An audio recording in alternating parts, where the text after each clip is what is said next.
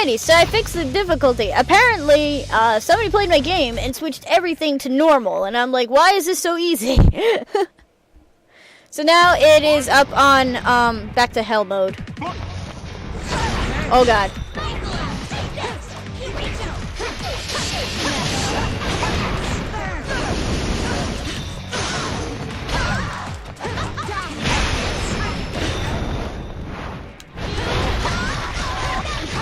No!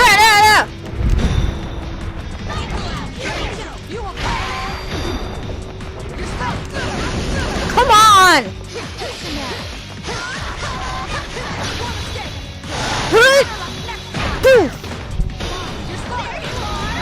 Oh shit!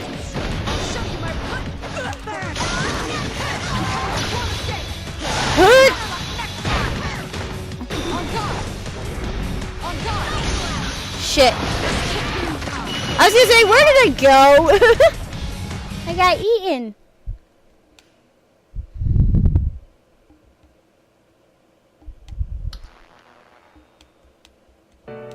Game over. But yeah, but I noticed in Yu's battle, I noticed that his battle was like extremely easy.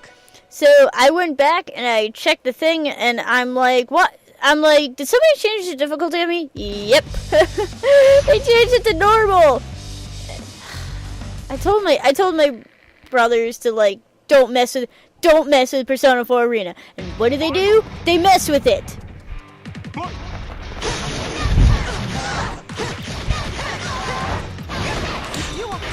Whoops.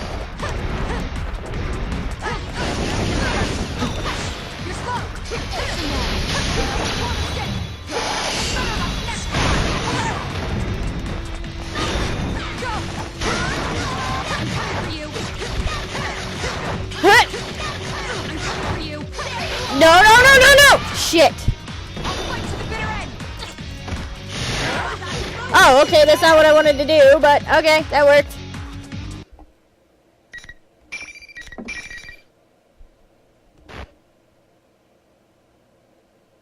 Either Mitsuru is like ridiculously that strong, or I don't know. After a fierce battle, wasn't very fierce. I changed it to hell mode, and I don't know. You know what? I don't care anymore. I really don't care. After a fierce battle, the shadow finally falls silent and stops resisting entirely. I have like maybe one or two more battles after this, so I go to elevate Labris to help bring her around. When she regains consciousness, she looks at me with some sorrow and resignation. Am I gonna be alone again? What am I saying? Of course I am. After all I've done? No. No one will lock you away ever again. Huh? I thought I had a firm grasp on things. But in the end, all I did was drive you into a corner. I'm sorry. Why is a Kirijo apologizing to a machine? I mean, I hurt people. Dragged them into my own mess. I'm just like I was before. There ain't no reason to forgive me. That is solely your opinion. Huh? Kujikawa, can you hear me? Loud and clear. Is that Rise-san? That's right. You've met her too, and It seems Kujikawa accomplished what I asked for earlier. I wanted her to use her persona ability to contact the voices of her friends directly to Labris. Some of them I've met, while some I don't know at all. In truth, some of them may find it hard to forgive Labris for dragging them into this, even after learning of her circumstances. But I believe in them. To tell the truth, I only saw you for a second, so I ain't really sure what's going on. But it seemed like you went through a lot. Anyway, hope things start looking up. It's way too simple. Can't you think of anything better to say? Hey, it ain't simple at all. I know damn well how tough it is to see a shadow come out of yourself. Yeah, we've all been through the same thing, so we'd suck pretty bad if we didn't forgive you.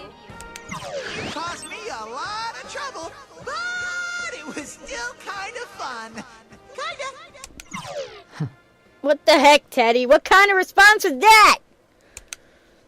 They know how to accept someone for who they are, regardless of her looks. That's why even though Labras is a machine, they will surely welcome her. I'm confident of it. And indeed, they respond to Labras with more warmth than I had thought. What we saw wasn't the whole picture, right? That's just how our hearts are. I concur. None of us can cast stones after you've gone through the hardship of facing your shadow. That aside, I'm just glad you're okay. I was worried about you. I left you alone knowing you couldn't use a persona. Labras, when you come back, we should talk. Senpai's right, and not just us. Sister, can you hear me? I too would like to talk with you. There's something I'd like to tell you. You may know it already, but still. The voices chiming in are gentle, kind, and warm. I can't help but be touched as well. My words alone could not have accomplished this. You guys, why? Oh my god. You are a machine, unlike us. That is undeniably true. There will be days to come when you are tormented by solitude and caged by your own weakness. But one thing will be very different. Starting today, you are not alone. Whether she's a machine or human has no bearing on her suffering.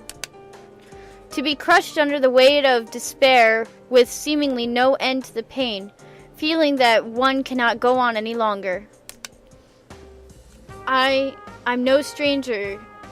I'm no stranger to those feelings myself. It was always someone else, such as friends and family, who saved me. But when you're alone, it's difficult to see a way out. You can't find it unless someone else shows you. That's when you learn the extraordinary power derived from one's relationship. Companionship is the greatest guide. In my mission here, I've come to be reminded of that. We hope to become that guide for you as well. If you're not alone, you can stand to face the most painful of truths. Face the truth. Labras's gaze turns towards her own shadow. There is no more fear in her eyes. She understands now. I see. I get it now. I watched over her as she stands up. No words pass between us, but I am here for her, and that may be enough. Acceptance!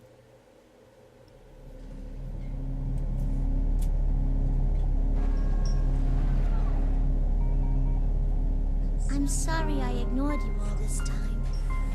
I was the one who left you all alone.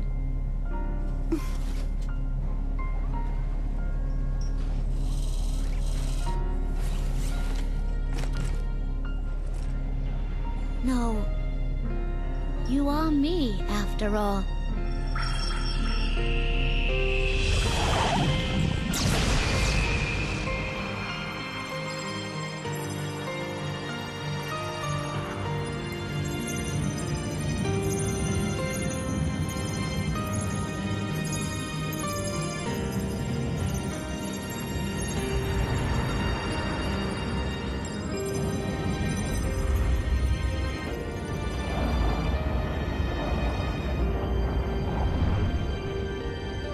This is my persona.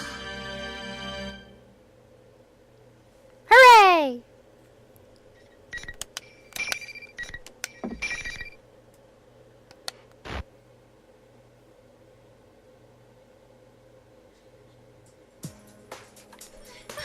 Labras and Kirijo-san!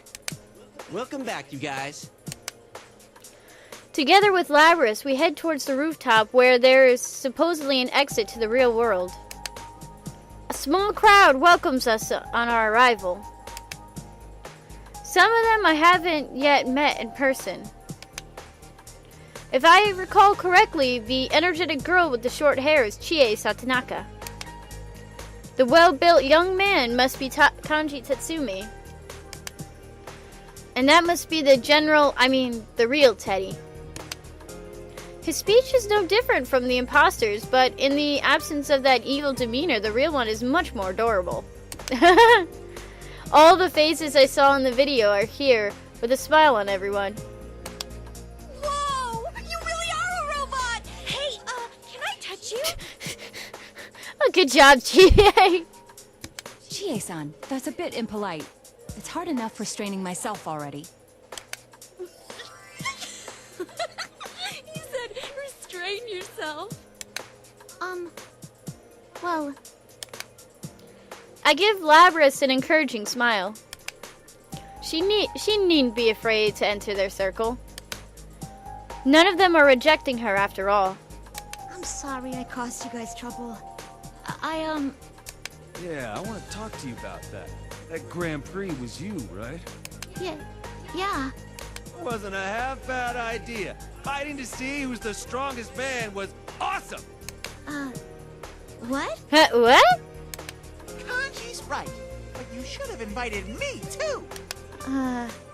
Sorry?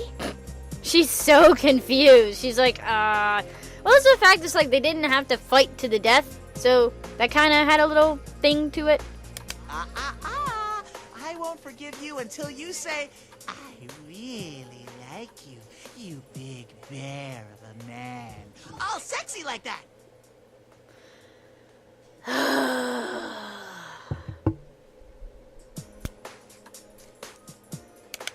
Guys, stop making it even worse. Sorry we're starting off like this. In any case, I'm really glad you're all right. I got you to thank for that. They take very naturally to someone who isn't human. Great job, Mitsuru. And man, talk about a rowdy bunch of students. Hey, doesn't that bring back memories, Akihiko? Still, they are kind. I look at Labras, surrounded by new friends. I wish I could join them, but part of me would rather watch over them for now. And there are things I still need to consider. Is something the matter? I'm not good at relying on others. My responsibilities are so heavy that I don't even think of trusting others with them. I've been told it before, but it never gets easy. Why not think of things more simply? When something cannot be accomplished alone, there is no other choice but to trust in others to help. Good or bad, it is inevitable. Then why not accept it and move forward? You aren't alone either, after all. I can't keep myself from smiling at the truism I never would have came up with. You're right. It's not difficult at all when put that way. It's just as I was saying about companionship being a guide. Indeed, I'm thankful for my friends. They say the things I cannot and take me outside myself with new perspectives. I'm sure that the same principle will save Labras from straying from her path. Although, I think again about the case. Now that Labras is safe, there's another issue. The mastermind was not Labras, but her shadow.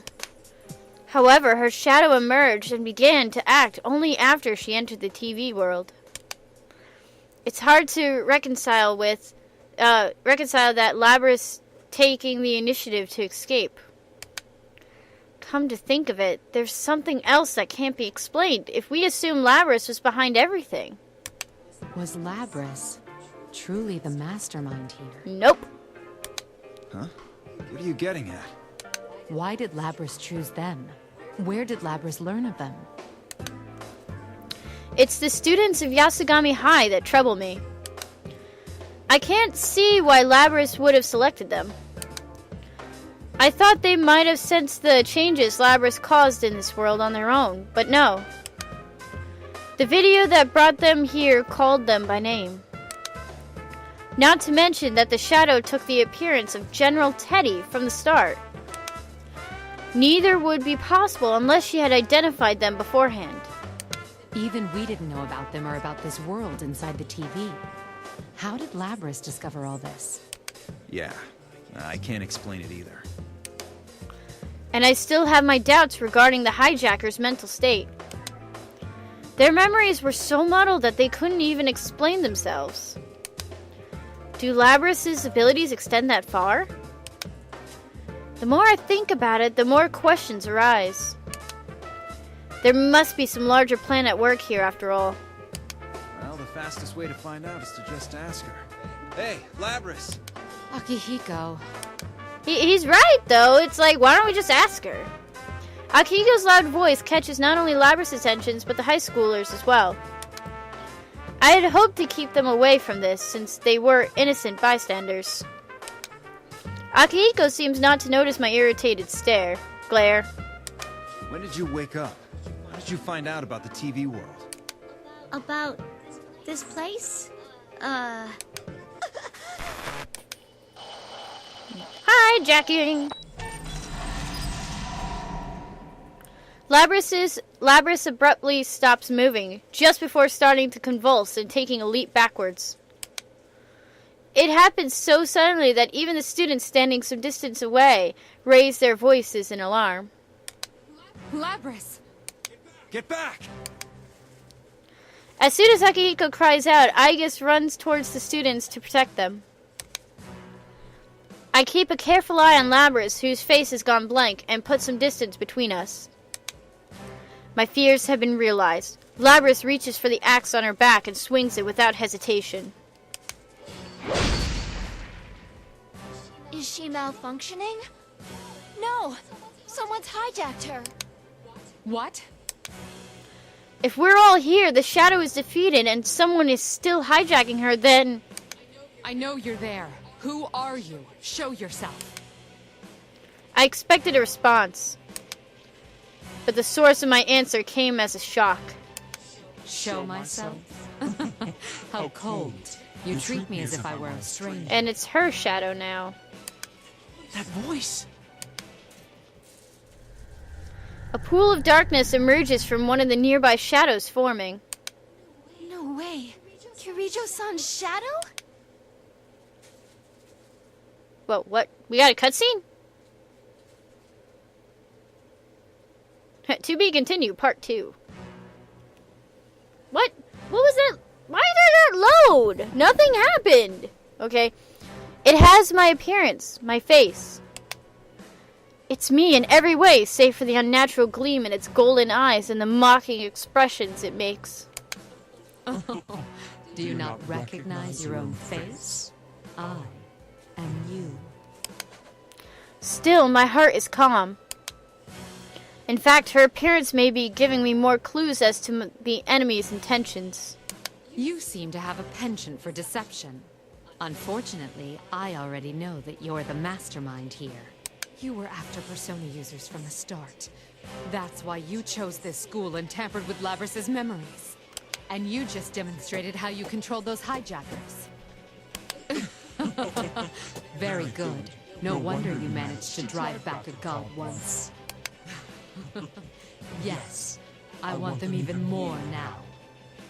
Is this, like, is this Izanami? Because that would make sense. Well, kind of, yeah, that would make sense. Huh. You want them? Explain yourself. No, we gotta save that for the sequel, Naoto. Why you be so silly? Personas and shadows are one and the same. If I poison your hearts, I can recruit shadows with unparalleled strength. Wait, what? You mean turn our personas back to shadows? The heart is frail. Its weaknesses are never fully vanquished. Given the opportunity, it can betray you and return to darkness. This one's desire to make people suffer was perfectly suited for such a plan. Plan? You caused all this to gather strong shadows? Who are you? Sadly, it seems things won't be going according to plan this time. But I'll make use of what tools I have to the very end. This is my last chance. No, more like a marvelous entertainment. Stand, my puppet. So, is it the shadow that's controlling? But no, they said that it's a place outside the TV. So this shadow and some person with hacking capabilities can hack Labrys? The shadow ignores my taunts and raises its right hand towards Labrys, still collapsed on the ground. Labrys reacts to the gesture by rising up, like a puppet with no will of its own. You bastard. This form is exhausted from constant battle and will be useless as an asset. But unless you destroy it, it will keep rising up and attacking you all. What will you do? Beat your face? Labrys obeys the shadow's command and leaps forward to attack. It seems the enemy will do anything to rattle us. I understood that. But understanding it and forgiving it are two different things, indeed. Just knock her out one more time. No, don't attack her. Further damage to Labrys could put her in danger. But, come on! She's all over us! Ah! Now, may you suffer and curse your fate. Relinquish your personas. At that moment, I hear a voice whisper in my mind. Huh? Fuka! I stop in spite of myself. I know this voice well. Relief washes over me to hear it. This match will end in our victory. I call to everyone, assemble. Don't listen. Everyone concentrate on avoiding her attacks. But we can't do that forever. Just try and hang in there. Trust me. I trust in you. I realize that this is an impossible demand. Everyone is already exhausted by what's come before. Still, I need to buy time. Surprisingly, the first to nod is neither Akihiko nor Aigis. It's gonna be Narukami. Everyone, we can take this much. Yosuke, you ready? Hell yeah, partner. Let's let Mitsuru-san do her thing. Hanamura and the others recover from their confusion at once when Narukami speaks. Interesting. He seems to be a great leader. Akihiko, Aigis, back them up. You got it. No one will force my sister to hurt others ever again. You had best hurry and decide. Who will be destroyed? The shell or the lot of... How about your face? The shadow laughs triumphantly to see us driven against a wall. She's acting like a god, but she's much too short-sighted for that. I sense what I've been waiting for. We've bought enough time. Sad to say, but this show is over. What?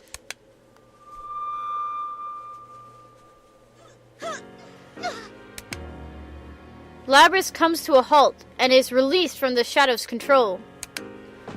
She must have been forced to exceed her limits, for she falls to the floor as if strings have been cut.